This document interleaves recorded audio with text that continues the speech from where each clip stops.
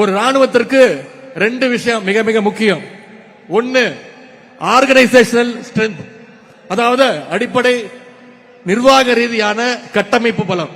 இரண்டாவது ஒபீடியன்ஸ், தங்களுடைய தலைவர் என்ன சொல்றாரோ அதை கட்டளையோடு கட்டுப்பாட்டோடு களத்தில் இறங்கி செஞ்சு காட்டுவது.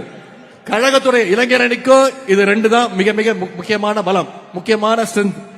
மாநிலம், மாவட்டம், ஒன்றியம் முதல் பூத் வரைக்கும் இன்னைக்கு நிர்வாகிகள் கொண்ட ஒரு வலுவான அமைப்பு பலம் நம்முடைய இளைஞர் அணிக்கு உண்டு.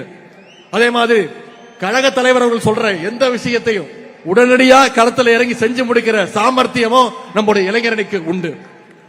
உதாரணத்துக்கு கடந்த 6 ஆண்டுகள் மட்டும் நீர்நிலைகளை தூர்வாடுறது, பொய்ப்பட்டி நிகழ்ச்சி மூலம் கழகத்துக்கு எதிரான அவதூறுகளுக்கு பதில் சொல்வது, சிறுபான்மையினர் நலன் காக்க சிஏஏ என்ஆர்சி சட்டத்திற்கு எதிர்த்தது, கொரோனா காலத்தில் மக்களுக்காக ஹெல்ப்லைன் துவங்கினது, மாணவர்களுடைய கல்வி உரிமை காக்க நீட் ஒழிப்பு உண்ணாவிரதம், தொகுதி தோறும் கலைஞர் நூலகங்கள், தொகுதி தோறும் பயிற்சி பாசறை கூட்டங்கள், 200க்கும் அதிகமான இளம் பேச்சாளர்கள் தேர்வு, வாசிப்பை மேம்படுத்த முத்தமிழறிஞர் பதிப்பகம், கழக வரலாற்றை எடுத்து சொல்ல முரசொலியில பாசறை பக்கம், கொள்கை உணர்வு ஊட்ட அறிவு திருவிழா, இப்படி கழக பணி, மக்கள் பணின்னு பல்வேறு முன்னெடுப்புகளை நம்முடைய இளைஞரணி செஞ்சு இன்னைக்கு தமிழ்நாட்டு மக்களுக்கு ஒரு பாதுகாப்பாக இருப்பது நம்முடைய இளைஞரணி.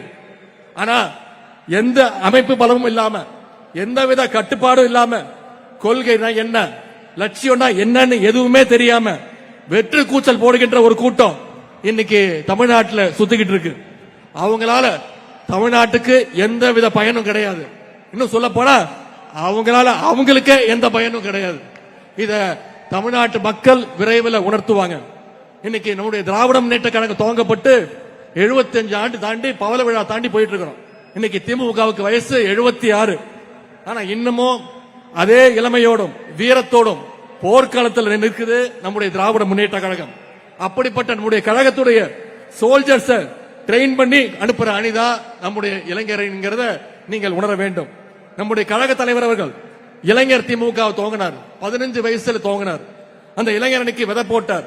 அன்னைக்கு இந்த அணிக்கு பேரு கோபாலபுரம் இளைஞர் திமுக. கோபாலபுரத்தில் ஆரம்பிச்ச இளைஞர் அணியோட திமுக இன்னைக்கு தமிழ்நாட்டுடைய கோட்டையில நம்முடைய தலைவர் அவர்கள் உட்கார வச்சிருக்கு.